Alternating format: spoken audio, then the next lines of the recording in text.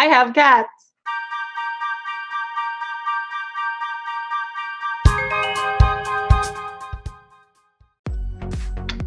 I'm gonna just take these off.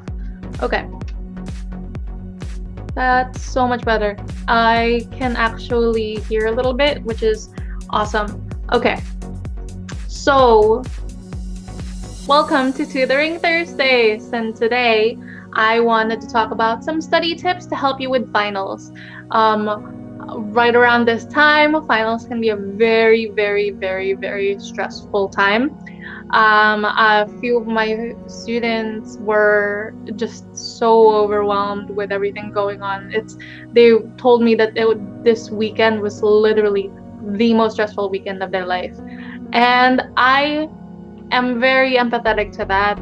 If you are watching this and you have finals instead of, studying, you're actually watching me, thank you so much. I appreciate it. So I do have some study tips for you guys when it comes to finals. I know that some of you are cramming your way into learning all of this information that was presented to you through about 14 to 16 weeks. And sometimes cramming doesn't actually work. It overwhelms you some more, and it's difficult to remember everything, and you're gonna wind up not remembering anything when it comes to the day of the actual finals. So I have a few tips that will help you out.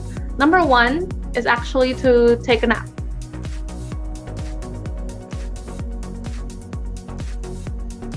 Like right now. I mean, after I'm done talking on my stream.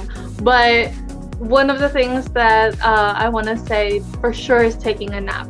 So when it comes to psychology, one of the things that research found was that if you were learning something and then went to sleep, what the theory is regarding sleep and learning is that your memory is consolidated while you're asleep. So therefore, you're learning while you're sleeping and dreaming, and then when you wake up, you'll actually retain that information that you just learned before you went to sleep.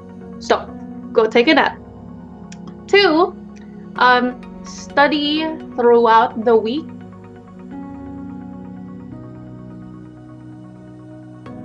If you're able to, if the test is a few days from now, study a little bit every day.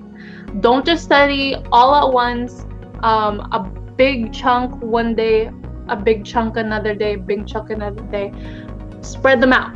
Because when you spread them out, the more that you retain that information. And it's important that you retain that information for the day of your finals, not just to cram all that inside your brain, because that's super frustrating and that's super too much for you. So that being said, when it comes to studying and spreading it out, there's this study method that's called the SQ-RRR.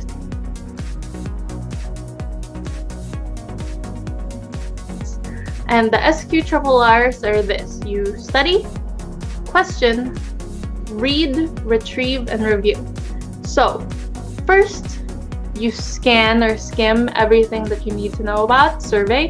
So let's say you have an outline or a study guide. You just skim through it, see what it's about, especially when it comes to section heads. That's really important. Then you question. So questioning is trying to answer each main section's numbered learning objective before trying to read it. So that tells you, or that lets you know whether or not you actually know that information without having to retrieve or review beforehand, because you'll be surprised. You might actually know the answer and not know it. The next step is reading. So actively search, because when you're reading something and your eyes are glazing over and you're not actually retaining that information, you're not retaining any information. You need to be able to read actively and in order to absorb that information. And then the next step, so the second R, is retrieving. So being able to recall what you learned in your own words. because the way to make things retrievable in your head is to be able to recall it using your own relatable information. If you're able to remember something through, like, let's say, for example, a rap song that you came up with your head, do it. Absolutely do it. If you like to draw and be able to visualize what it is that you're learning, go for it. You're making it relatable for you in order for you to recall it at a later time. You need that to be able to actually recall something at a later time. And then the last R is review what you read with notes that you've taken, and then keep an eye out to the concepts and organization of the topics themselves. So after you've surveyed everything and you've entered the questions that before reading that you may or may not know about, and then you read, and then you try to retrieve that information using your own words, try to review again. So you see how it's actually you're studying, and then it's a rinse and repeat in information. Survey, question, read, retrieve, and then review, which is the rinse and repeat. So I hope that helps as a study tip. And next week, I'm going to talk about how to treat yourself.